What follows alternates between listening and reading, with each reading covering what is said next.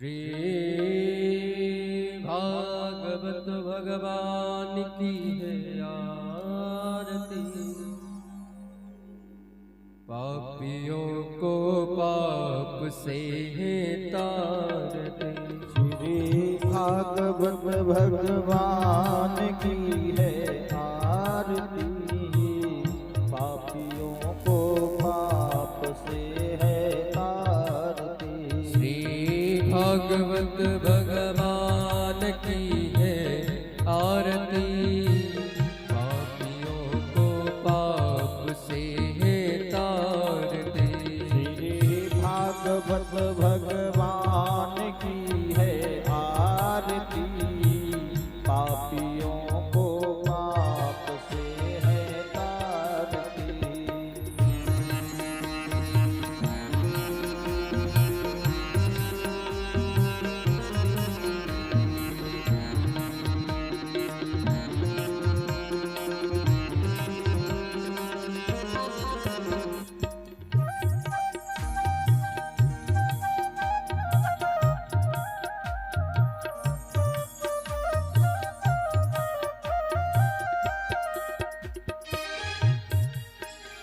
हे अमरकंठ हे मुक्ति पलट, हे पलचम वेद निराला, नभ ज्योति जगाने वाला।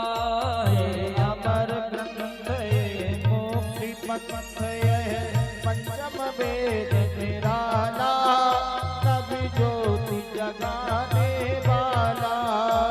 हरि नाम यही हरि ध्यान यही, हरि नाम यही हरि नाम यही।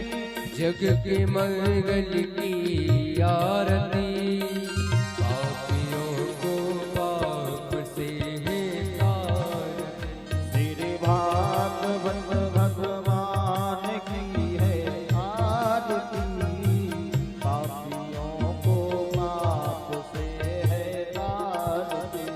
यह शांति गीत पावन पुनीत, पापों को मिटाने वाला, हरि दर्श कराने वाला है। शांत गीत पावन पुनीत, पापों को मिटाने वाला, हरि दर्श कराने वाला। यह सुख करणी यह दुख हरणी, यह सुख करनी ये दुख हरनी। श्री मधुसूदन जी की आरती। पापियों को पाप से है तारते। श्री भागवत भगवान की है आरती। पापियों को पाप से है तारती। यह मधुरी बोल जग पंथ खोल, सन्मार्ग बताने वाला, बिगड़ी को बनाने वाला है। मधुर खोल सत पंथ खोल, सत मार्ग बताने वाला, बिगड़ी को बनाने वाला। श्री राम यही घनश्याम यही, नाम यही घनश्याम यही। यह प्रभु महिमा की आरती। पापियों को पाप से है तारते। श्री भागवत भगवान की है आरती। पापियों को पाप से है तारती। यह कृष्ण भक्ति राधा की शक्ति, जग प्रीति बताने वाला, यह प्रेम बढ़ाने वाला। यह कृष्ण भक्ति राधा की शक्ति, यह प्रीत बढ़ाने वाला, जग प्रीति बढ़ाने वाला। गोपाल यही नंदलाल यही, गोपाल यही प्रतिपाल यही। गोपाल यही नंदलाल यही, गोपाल यही नंदलाल यही। श्री राधा जी के श्याम की। पापियों को पाप से है तारते। श्री भागवत भगवान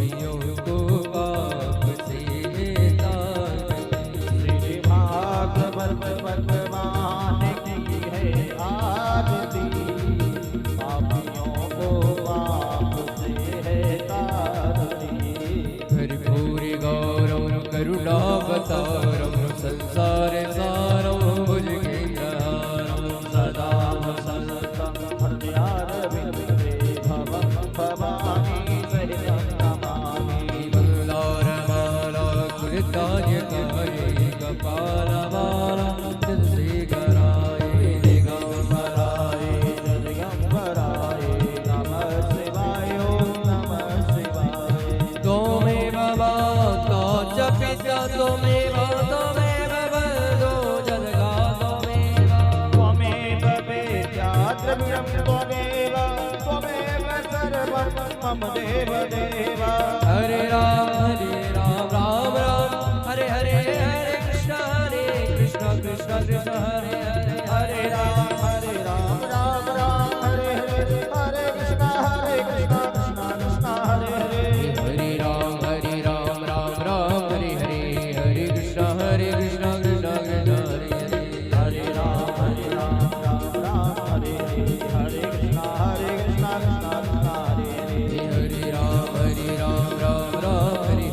कृष्ण कृष्ण कृष्ण हरे राम राम कृष्ण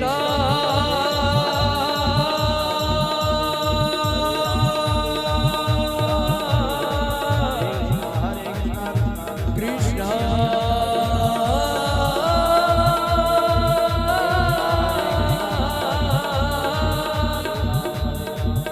हरे कृष्ण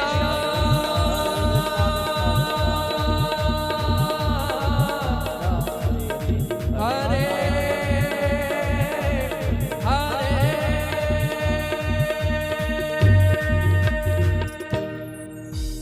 हरर्दिक्यं समर्पयामि दिन्यशीते गणेन पुष्पै देवादिवन्दनं मन्त्रपुष्पाञ्जलिः। यज्ञेन जगमयजन्त देवास्तानि धर्माणि ध्वान्यान्नादेहिनाकम् महिमानः सचन्दस्रपूर्वेशाद्याः सन्ति देवा। श्रीनारायणाय विद्महे वासुदेवाय धीमहि तन्नो श्रीविष्णु प्रचोदयात्। श्रीमहालक्ष्मी च विद्महे विष्णुपत्न्यै च धीमहि तन्नो श्रीलक्ष्मी प्रचोदयात्। श्रीवन्दकाबकुलचम्पकपाटलब्धे पुण्डं तुलसीधवलमञ्जलिः त्वं पूजयामि जगदीश्वर मे प्रसीद। नाना सुगंध पुष्पाणि यथा कालोध्वानि च पुष्पाञ्जलिर्मया दत्तो ग्रहाण परमेश्वरोचरणारविन्दे मंत्र पुष्पाञ्जलिं समर्पयामि। बोलिए श्री वृंदावन बिहारी लाल की जय। श्री राधा माधव सरकार की जय। श्रीमद्भागवत महापुराण की जय। सद्गुरुदेव भगवान की जय। व्यास जी महाराज की जय। सुखदेव जी महाराज की जय। अनंत बलवंत हनुमंतलाल जी महाराज की जय। श्री सीतारामचंद्र भगवान की जय। नमः पार्वती पते हर हर महादेव। जय जय श्री राधे जय जय श्री राधे जय जय श्री राधे श्याम। श्री राधे राधे श्री राधे।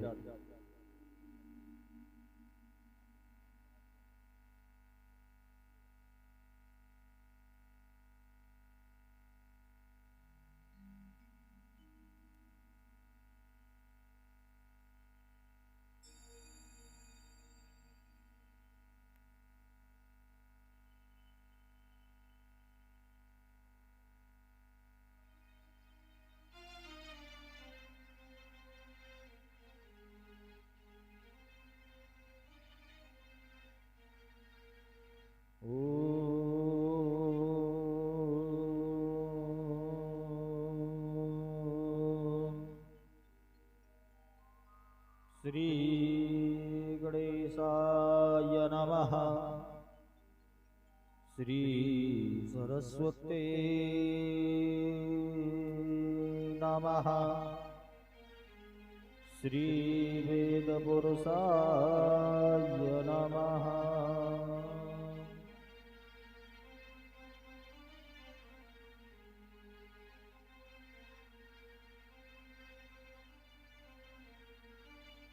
गणनाथ सरस्वतीं रविशुक्र बृहस्पति मञ्चैतान् संस्मरे नित्यं वेदवाणीं प्रवर्तयेत्। श्रीगुरुचरणकमलेभ्यो नमः।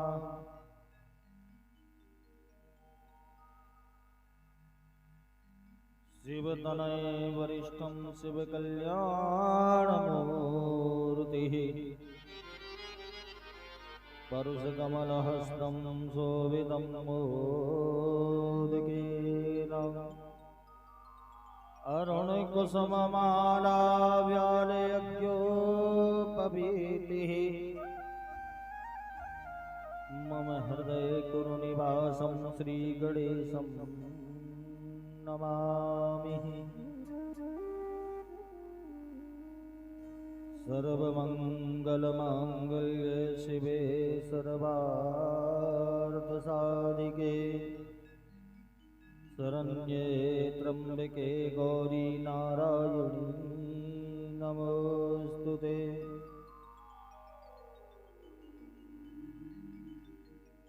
यस्य स्मरणमात्रेण जन्म संसारबन्धनात्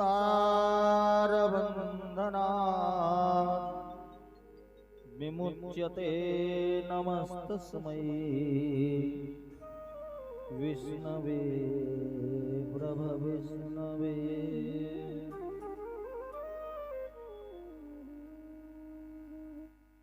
रामाय रामभद्राय रामचन्द्राय वेधसे रघुनाथाय नाथाय सीताया तदये नमः। ध्याये नित्यं महेशं हृदयनिभं चारुचन्द्रावतंसं रत्नाकल्पोज्ज्वलाङ्गं प्रसमरगवरावेदिहस्तं प्रसन्नं पद्मासीनं समन्तास्तुतममरगणैर्व्याघ्रकृतिं वसानं विश्वाद्यं विश्ववन्द्यं निखिलभयहरं पञ्चवक्त्रं त्रिनेत्रम् कृष्णाय वासुदेवाय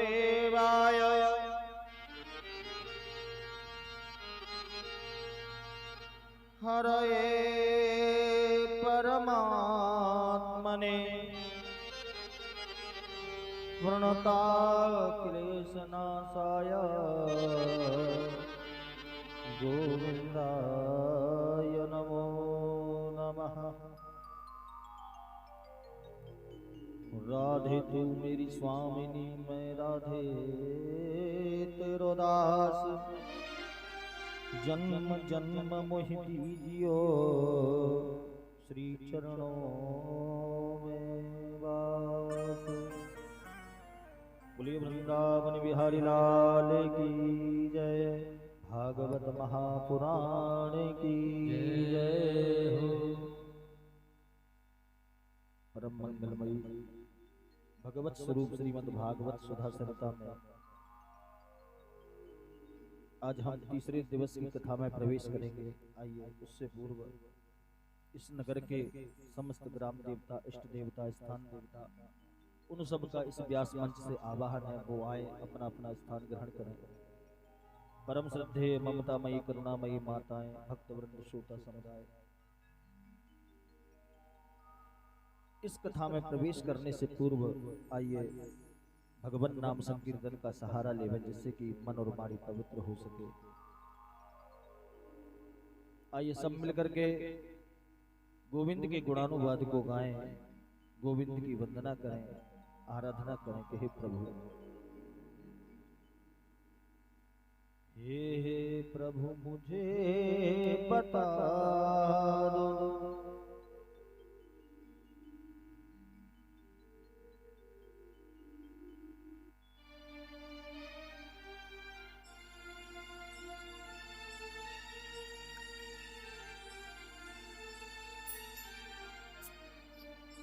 हे प्रभु मुझे बता दो चरणों में कैसे आऊं,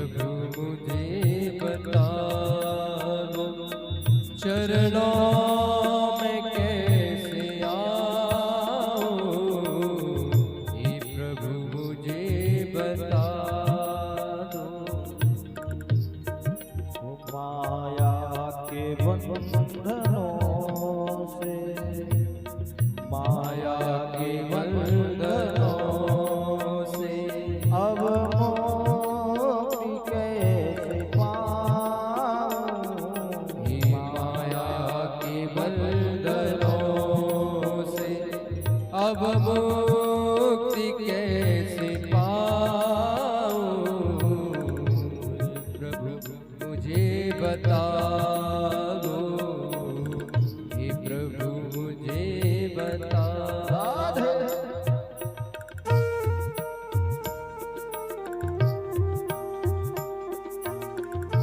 दोनों हाथ उठाकर तालियों से सेवा करेंगे।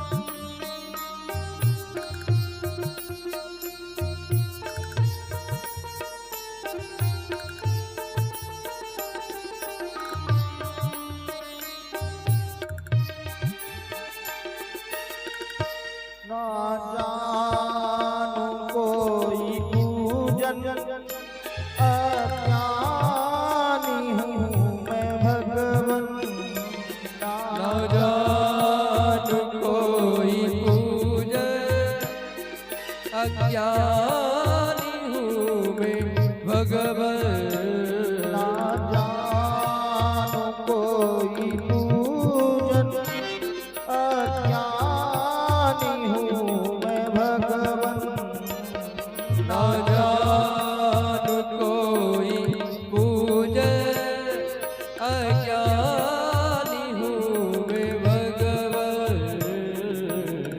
करना कृपा करना कृपा दयालु, बंधन से छूट जाऊं, हे प्रभु मुझे बता दो, चरणों में कैसे आऊं। हे प्रभु मुझे बता दो, चरणों में कैसे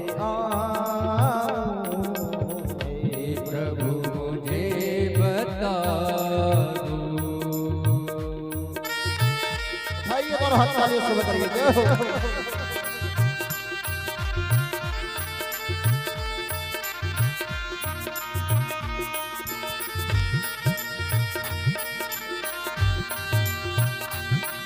राधे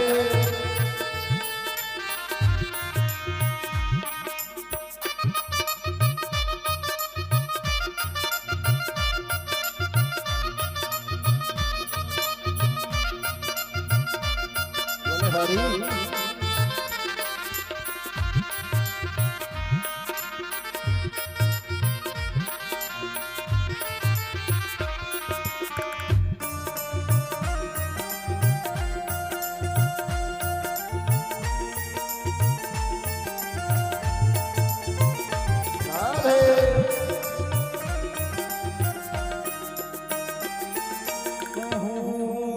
पतित स्वामी तुम हो पतित पावन, मैं हूँ पतित स्वामी तुम हो पतित पावन, मैं हूँ पतित स्वामी तुम हो पतित पावन,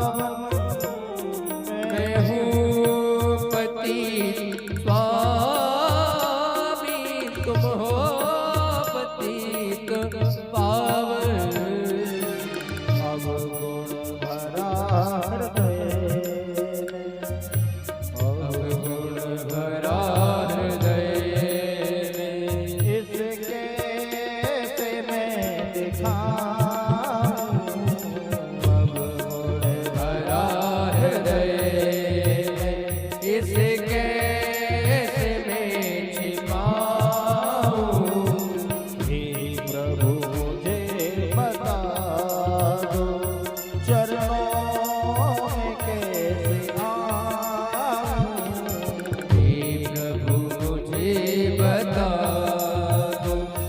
चरणों में कैसे आऊं हे प्रभु मुझे बता दो।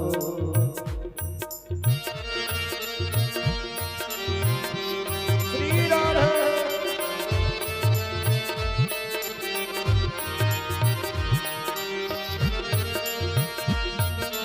भले हरि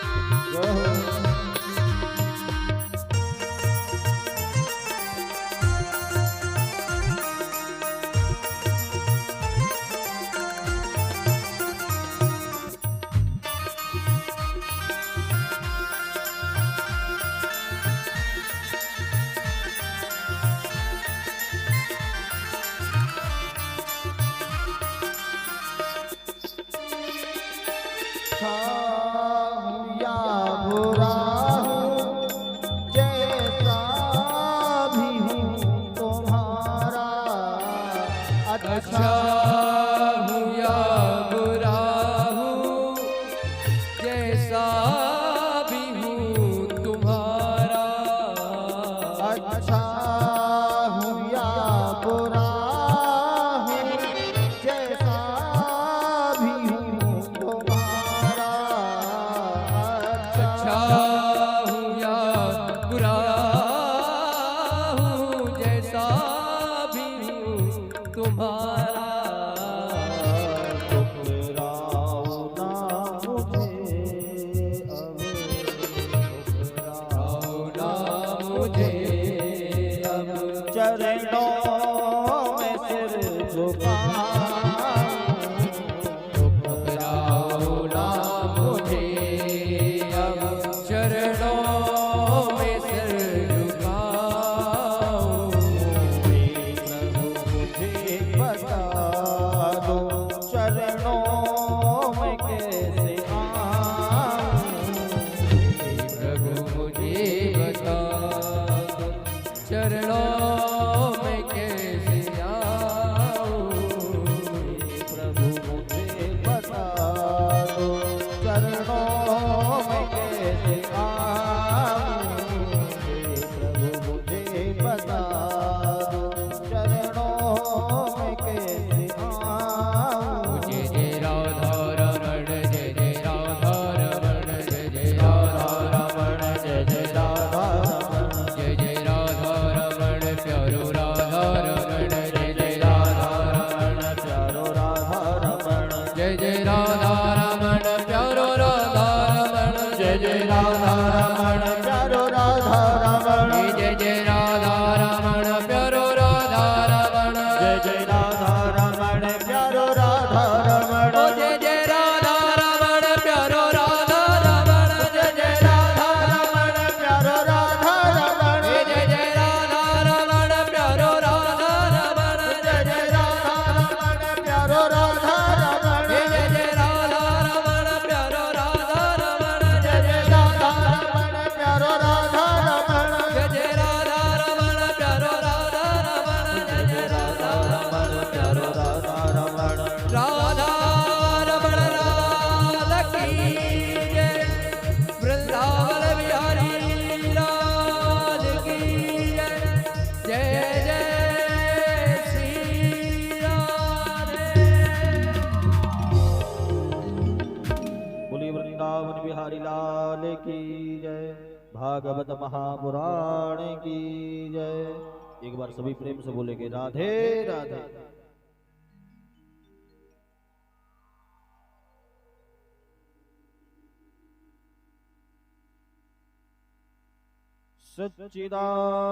सच्चिदानंद रूपाय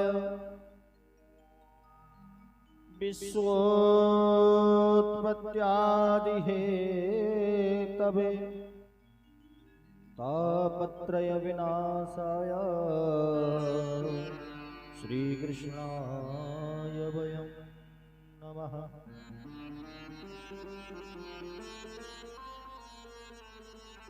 प्रभु सब नातों में बंधने के लिए तैयार है। कल की कथा में आपने सुना तत्व की परिभाषा क्या है। कहते हैं कि ब्रह्मेति परमात्मेति भगवान इति शब्दति। चाहे ब्रह्म कहो, परमात्मा कहो, भगवान कहो, ये शब्द संज्ञा है, वास्तव में तीनों ही एक है।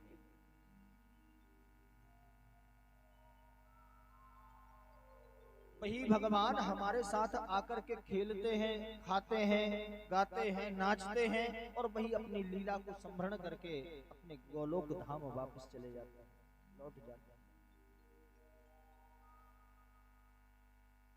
कहते शेष महेश गणेश दिनेश सुरेश जाहि निरंतर धाम ताहि अहीर की छोचरिया छचिया भर छाज पे नाचत। अरे जिनको शेष महेश गणेश इत्यादि निरंतर ध्यान कर रहे हैं, और वही ठाकुर जी आके और जो यदुवंशी नंदवंशी आदि जो छोरियां हैं वो जरा सी छाछ पे नाच नचाते हैं। इससे बड़ा दयालु और कौन होगा, इनसे बड़ा दयालु और कौन हो सकता है। ये इतने दुर्लभ भी नहीं कि हम लोग उदासीन हो जाएं। वो भगवान हमारी रक्षा करने, इस भवकूप से निकालने के लिए अवतार लेते हैं। देखिए, अवतार का मुख्य हेतु केवल भगवान का हमारे साथ लीला संभरण से। अब कोई कहे कि रावण को मारने के लिए राम जी आए, तो ऐसा लगे जैसे मक्खी को मारने के लिए कोई बंदूक चलावे। ऐसा प्रतीत हो जैसे कोई मक्खी को मारने के लिए बंदूक चला देवे। भगवान लीला करने के लिए स्वयं ही इस भवकूप में उतर कर आते हैं।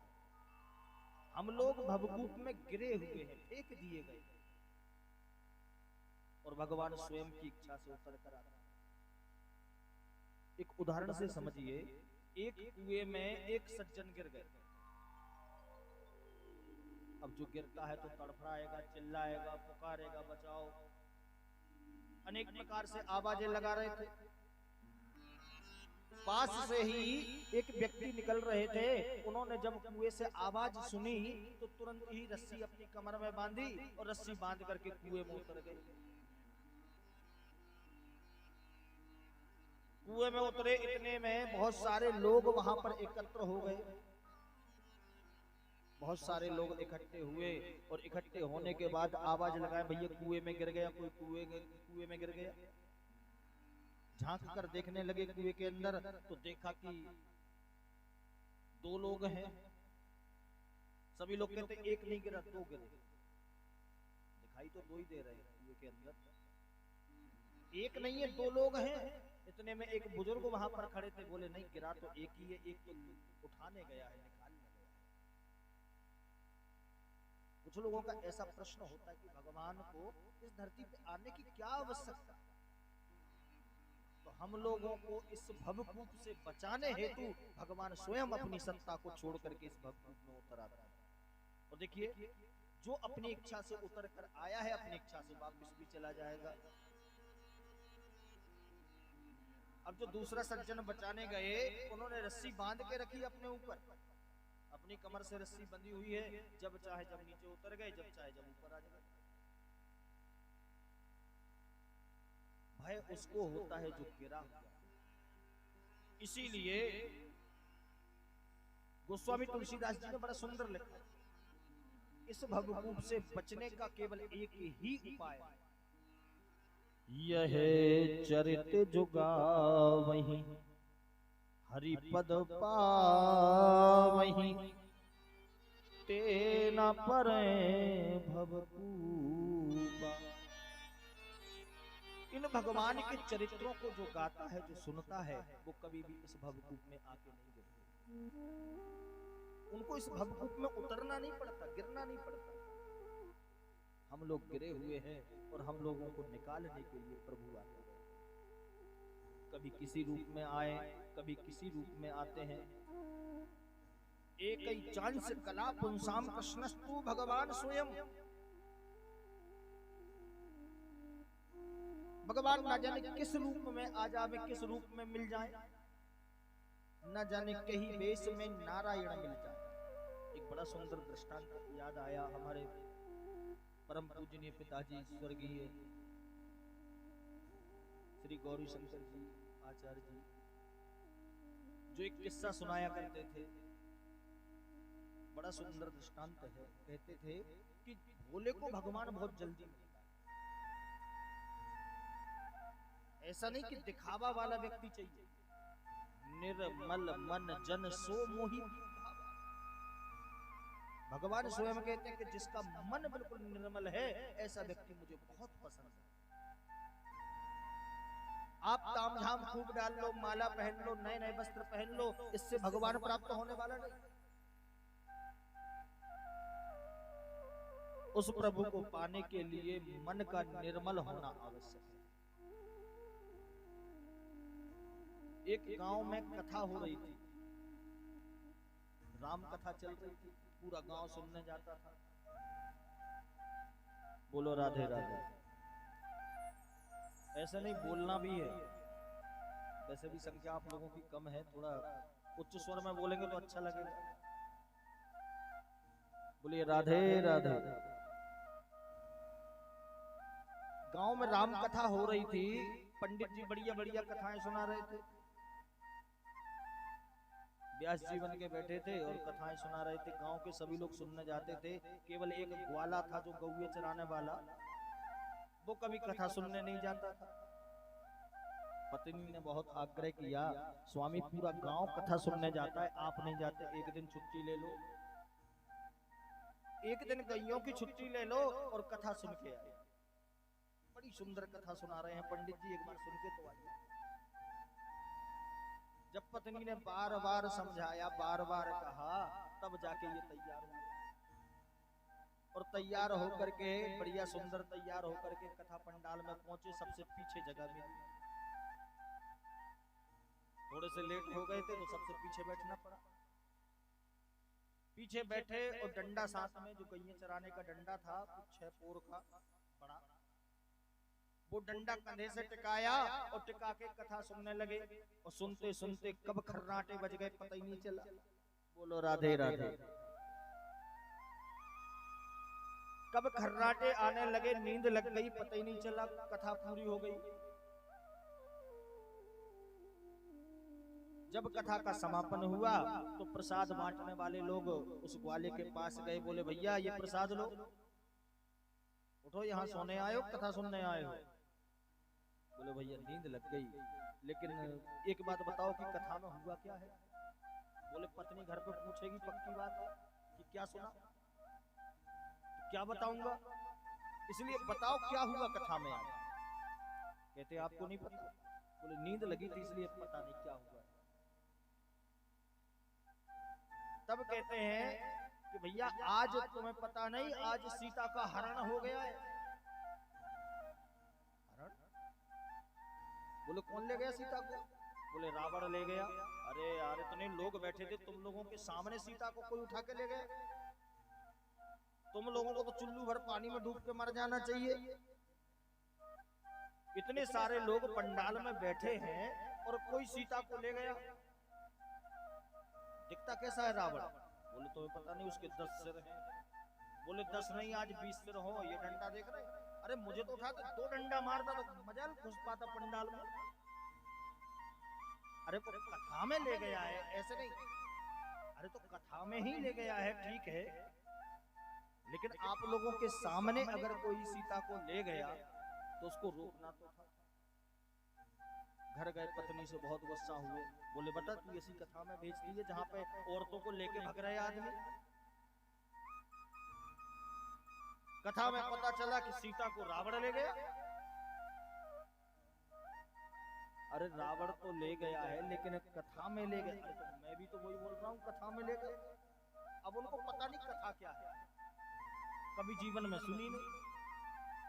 बोले अब तो मेरा प्रण है कि जब तक सीता को लेके वापस नहीं आऊंगा तब तक भोजन पानी ग्रहण नहीं करूंगा।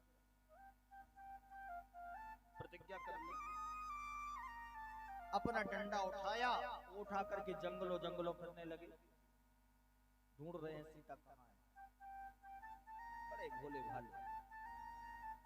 जब जंगलों में फिर रहे, भूख प्यास से 2 दिन हो गए, 3 दिन हो गए और ऐसी स्थिति आ गई कि मरने की नौबत आ गई।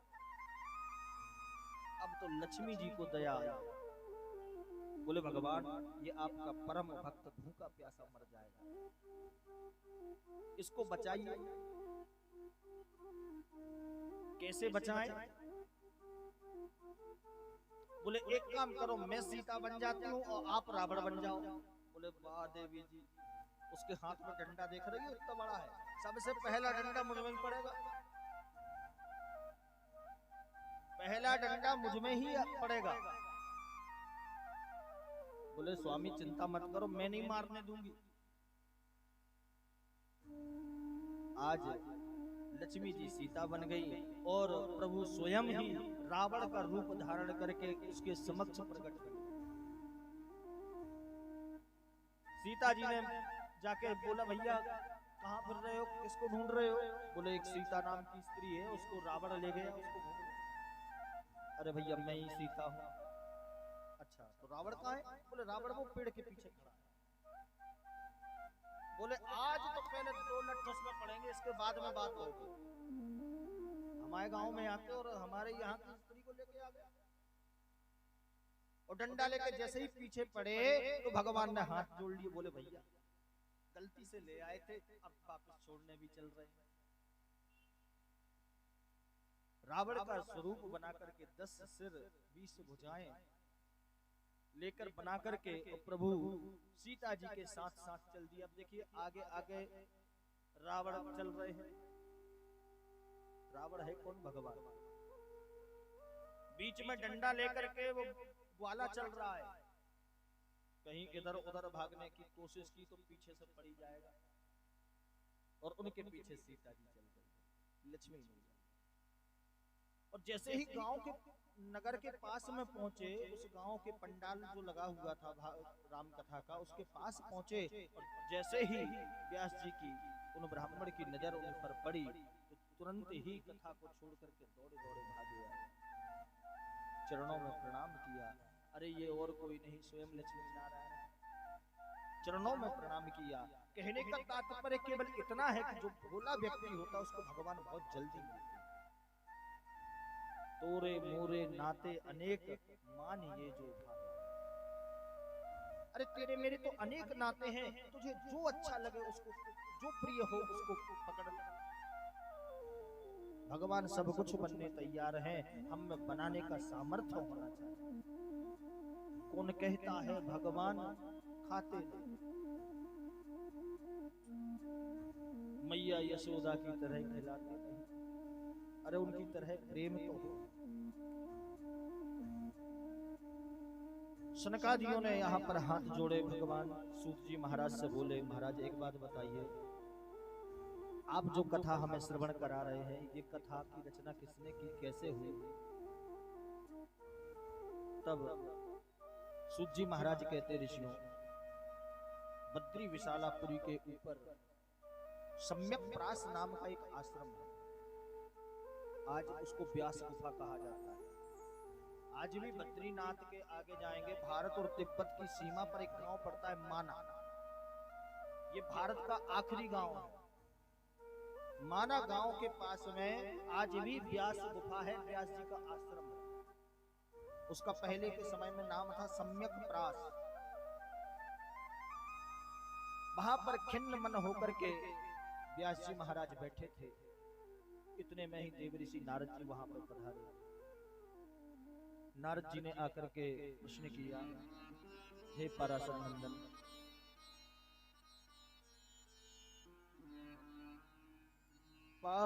पराशरीय महाभाग भवता कच्चिदात्मनः परितुष्यति शारीर आत्मा मानस एव च। हे पराशर नंदन, आज इतने खिन्न मन क्यों, क्या बात? तब व्यास जी कहते, नारद जी मैंने अनेकानेक ग्रंथों की रचना की। सबसे पहले केवल एक वेद था, ऋग्वेद। ये प्राचीन, जब ये सृष्टि का निर्माण हुआ उसी समय ऋग्वेद प्रकट हुआ ब्रह्मा जी की मारी से। तो मैंने ऋग्वेद के 4 वेद कर दिए, यजु, साम और अथर्व। पंचम वेद महाभारत की रचना की, एक एक करके 17 पुराणों की रचना कर डाली, लेकिन फिर भी मेरी आत्मा में संतुष्टि नहीं है, मुझे आत्म संतुष्टि नहीं मिली। तब नारद जी कहते हैं कि हे पाराशर नंदन व्यास जी, आपने जो पुराण लिखे हैं ना, इनमें गोविंद के गुणानुवाद को आपने नहीं गाया। जब तक गोविंद के गुणानुवाद को आप नहीं गाएंगे, तब तक निश्चित मानिए कि आपके मन को शांति नहीं मिलेगी, आपके चित्त को शांति नहीं मिलेगी। चित्त को शांति तभी मिलेगी जब आप गोविंद के गुणानुवाद को गाएंगे। नारद जी ने अपने पूर्व जन्म की कथा सुना। कहते हैं पहले कल्प में, जो पूर्व कल्प था, उस समय में एक दासी पुत्र था, मेरा नाम था रामदास। पिताजी बचपन में ही चले गए। बचपन में जाने के बाद में मेरी मैया ऋषियों के आश्रम में बैठ कर के सेवा पूजा करती थी, और जो मिल जाता था उसी को पाते थे। नन्ही सी अवस्था से ही मैंने संतों की चरण शरण ग्रहण की, बचपन से। आज के समय में हम लोग अपने बच्चों को बिगाड़ने में सबसे पहला काम माता पिता का होता है। अगर किसी का बेटा अगर बार बार मंदिर जाने लगे ना, तो माता पिता टोकने लग जाते, क्या बात है भाई, रोज मंदिर क्यों जा रहे हो? डर भी लगता है। सब कुछ बना सकते हैं, लेकिन ऐसा नहीं कि कहीं बाबा बन जाए। बोलो राधे राधे।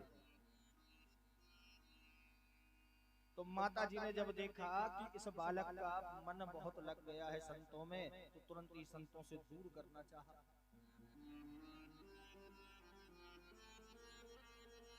संत उस आश्रम को छोड़कर कहीं और जाने लगे, तो मैंने आग्रह किया कि माँ, मैं भी इन संतों के साथ जाऊंगा। माँ ने मना कर दिया, बोले नहीं जा सकते। एक दिन मैं खेल रहा था, मेरी माँ को आके सर्प ने डसा और मेरी माँ प्राणांत हो गई, मर गई। जब वो मर गई, मरने के बाद मेरी एक आंख से ठंडा आंसू निकला और दूसरी आंख से गर्म आंसू निकला। ये क्या है? देखिए, जब हम प्रसन्न होते हैं, खुशी के जब आंसू हमारे आते हैं, तो वह ठंडे निकलते। कभी चेक करना, किसी बात पे खुशी हो, बेटा बहुत अच्छे नंबर लेके आया, आंसू निकल आए, तो निश्चित मानिए कि ठंडे हों। और जब कभी दुख होता है किसी बात पे, तो हमारे आंसू गर्म निकलते हैं।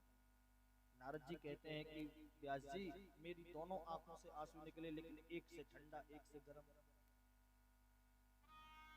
मुझे जितनी खुशी थी उतना ही दुख था कि माँ चली गई, और एक बात की खुशी भी थी कि अच्छी चली गई, अब संतों के सानिध्य मुझे प्राप्त हो गया। मैंने भागकर संतों की चरण शरण ग्रहण की, और उस जन्म में मैंने इतनी संतों की सेवा की, इतनी संतों की सेवा की कि इस कल्प में आकर के मुझे देव ऋषि नारद बनाया गया, ब्रह्मा जी का पुत्र बनाया गया। अब बताइए भगवान की और क्या महिमा हो सकती? बोलो राधे राधे।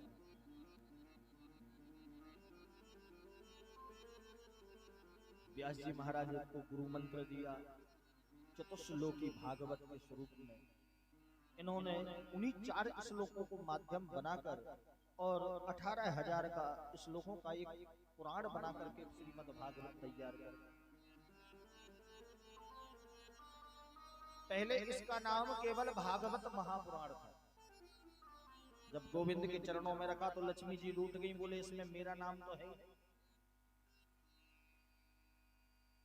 अकेले प्रभु को समर्पित कर दिया, मेरा कुछ नहीं इसमें। तब इसके आगे श्रीमद लगाया गया। देखिए, जब पुरुष का विवाह होता है उसके बाद ही श्री लगता है आगे।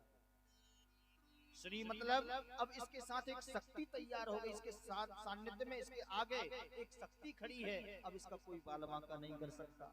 बोलो राधे राधे।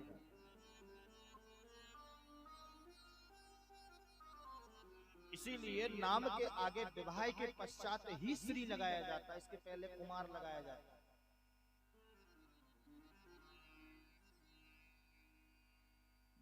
व्यास जी महाराज ने पुराण की रचना की, लेकिन देखिए जब जो कोई कीमती वस्तु अगर हमारे पास है तो उसको रखने के लिए श्रेष्ठ स्थान होना जरूरी है।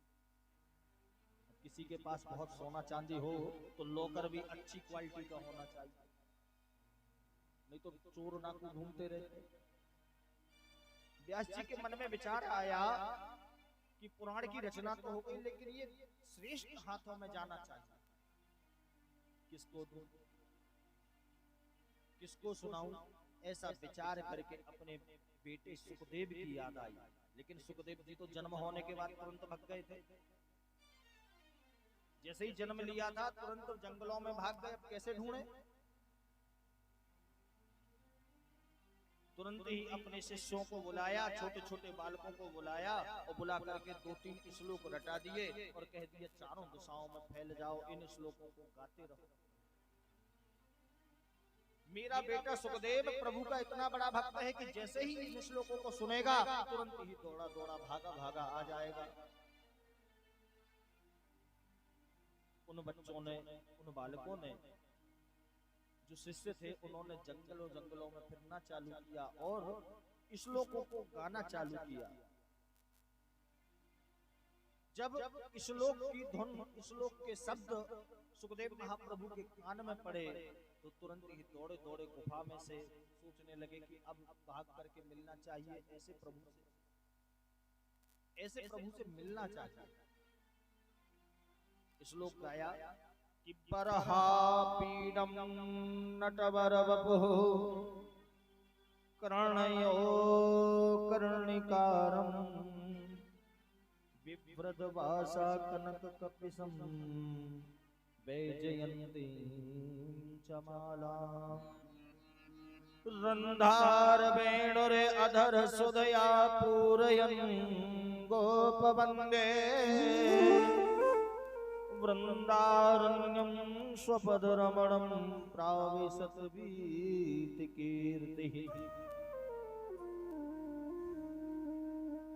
बड़ा सुंदर भावार्थ है इस श्लोक का। शिष्य यही श्लोक गुनगुनाते हुए जा रहे थे, जिसकी झनक सुन करके जो ब्रह्म के चिंतन में लीन सुखदेव महाप्रभु थे वो जाग गए, तपस्या टूट गई। मोर के पंख का मुकुट धारण करे हुए माधव गैया चराते, बैजंती माला को लहराते, पीतांबरी फहराते, बंसी बजाते, शाम के समय ग्वालों से घिरे हुए अपने वृंदावन की ओर जा रहे हैं। इतना अलौकिक स्वरूप बताया।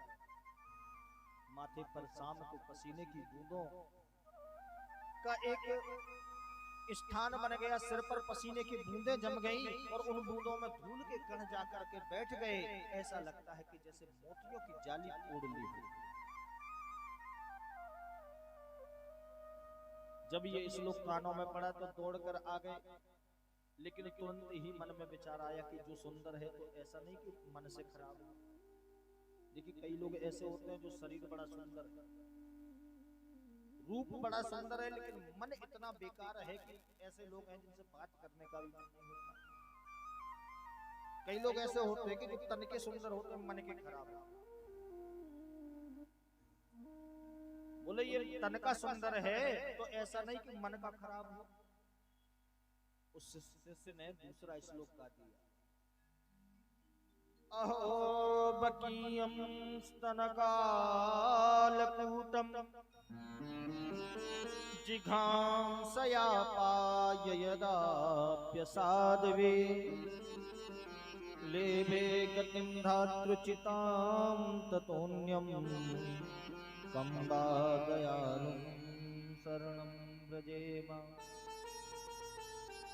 अरे इनसे दयालु और कौन हो सकता है कि जिनने अपनी माँ को जो गति बाद में प्रदान की, वो पूतना राक्षसी केवल दूध पिलाने आई, दूध के साथ जहर भी पिलाया, फिर भी माँ जैसी गति उसको पहले ही प्रदान कर दी। अरे जो मारने आई थी उसको इतना मोक्ष देने की आवश्यकता क्या थी? उसका उद्धार करने की आवश्यकता क्या थी? ऐसा दयालु और कौन होगा? प्रभु ने विचार किया भले ही मारने आई, लेकिन काम तो इसने माँ का ही किया। स्तनपान कराया है, कालकूट जहर लगा के आई थी मारने के लिए, लेकिन भगवान ने उसको परम गति प्रदान की। जन अब गुण प्रभु मान न काहू, दीन बंधु अति मृदुल सुख। प्रभु किसी के गुण अवगुण देखकर नहीं रीझते। कोई सोचे कि मेरे अंदर बहुत गुण है तो प्रभु जल्दी प्रसन्न होंगे, नहीं, कदाचित नहीं हो सकता। किसी के गुण अवगुण नहीं देखते, वो तो प्रेम देखते हैं कि आपका प्रेम किस स्तर का है। प्रभु को आप कैसे भजते हैं, कैसे मानते हैं, इसको देख करके प्रभु रीझ जाते हैं। और देखिए वैसे वास्तव में तो कहा जाए तो कोई नहीं कह सकता कि प्रभु किस बात से रीझ गया। ना जाने किस वेश में नारायण मिल जाए, किस वेश में मिल जाए, किस रूपों में मिल जाए, कोई भरोसा नहीं। बोलिए राधे राधे। आज सनकादियों ने पुनः प्रश्न किया सूत जी महाराज से कि हे प्रभु, व्यास जी महाराज ने अपने पुत्र सुखदेव महाप्रभु को ये कथा सुनाई, और ऐसा हमने सुना है कि सुखदेव महाप्रभु ने राजा परीक्षित को ये कथा सुनाई थी। तो ऐसा परीक्षित में क्या था? देखिए राजा महाराजा तामसी होते हैं, इनके अंदर तमोगुण होता है, तो इनको सुनाने की क्या आवश्यकता पड़ी? ऐसा उसने कौन सा कर्म किया था? तब यहाँ पर सूत जी महाराज ने परीक्षित की कथा सुनाना प्रारंभ किया। कहते हैं जब महाभारत का युद्ध संपन्नता की ओर था, अंतिम क्षणों में था, अंतिम चरणों में था, भीमसेन ने अपनी गदा से दुर्योधन की जंघा को तोड़ दिया। मृत्यु की अवस्था में दुर्योधन पड़ा हुआ था। उसी समय वहां पर उसका मित्र अश्वत्थामा आया। अश्वत्थामा ने कहा कि मित्र, आपने जितने भी आपके सेनापति बनाए वो सब किसी न किसी रूप में पांडवों से जुड़े हुए थे। अगर आपने मुझे सेनापति बनाया होता तो आज एक भी पांडव जीवित नहीं होता। दुर्योधन मुस्कुराया, बोले भैया अभी भी का बिगड़ो, अभी भी कुछ नहीं बिगड़ा। आप जाकर के अगर मेरे लिए ये कार्य करना चाहते तो करें। बोले आप चिंता ना करें, मैं एक भी पांडव को जीवित नहीं छोड़ूंगा। ऐसा विचार करके आज अश्वत्थामा ने रात्रि के समय काक उल्लूकन न्याय से, कौवा उल्लू के न्याय की तरह रात्रि में जाकर के पांडवों को मारने का निश्चय किया, विचार किया। देखिए विजय की रात्रि थी, पांडव सभी बिस्तर में सोए हुए थे, लेकिन हमारे गोविंद की कृपा जिस पे हो भला उसका बाल बांका कौन कर सकता है। कन्हैया ने जाके उन पांडवों को उठाया, नींद से जगाया। अरे भाई आज विजय की रात्रि है, क्या सोने में पड़े हो, चलिए बाहर आज कहीं उत्सव मना के आते हैं। पांचों पांडवों को भगवान ने अपने साथ लिया और बाहर चले गए।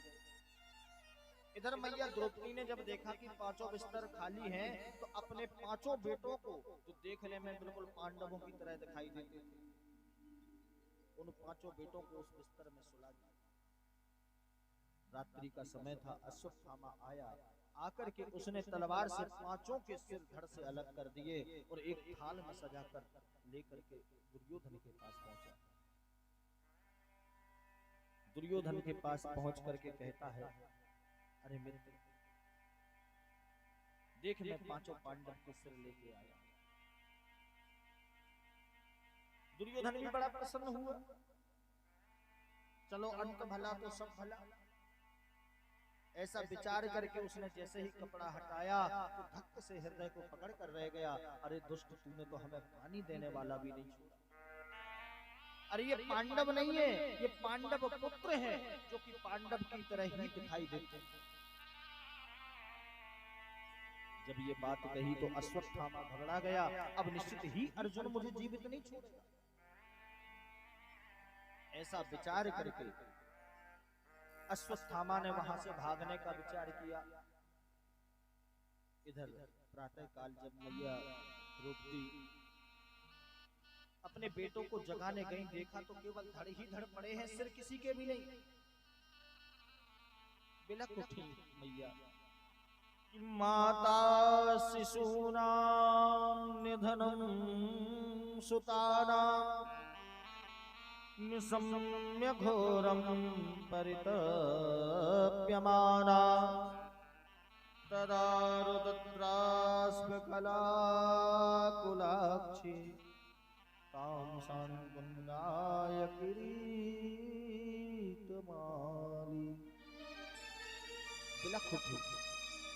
एक सोचिए कि जिस माँ के 5-5 बेटे एक साथ मार दिए जावे, उसकी क्या स्थिति रही होगी। बिलख उठी, रोने लगी।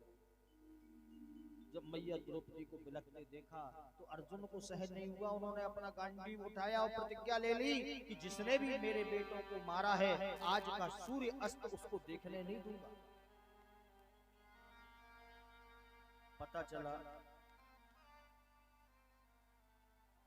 पता चला कि ये कार्य अश्वत्थामा ने किया है। भगवान कन्हैया को सारथी बनाकर रथ हाँका, अर्जुन पीछे बैठ गए और दौड़ते दौड़ते भाग रहे हैं। अश्वत्थामा का पीछा कर रहे हैं, आगे आगे अश्वत्थामा, पीछे पीछे अर्जुन रथ में बैठे हुए जा रहे हैं। अश्वत्थामा के पास पहुंचे तो अश्वत्थामा ने ब्रह्मास्त्र चला दिया। गोविंद कहते हैं, अरे अर्जुन, अगर ब्रह्मास्त्र को काटना है तो तुम्हें भी ब्रह्मास्त्र चलाना पड़ेगा।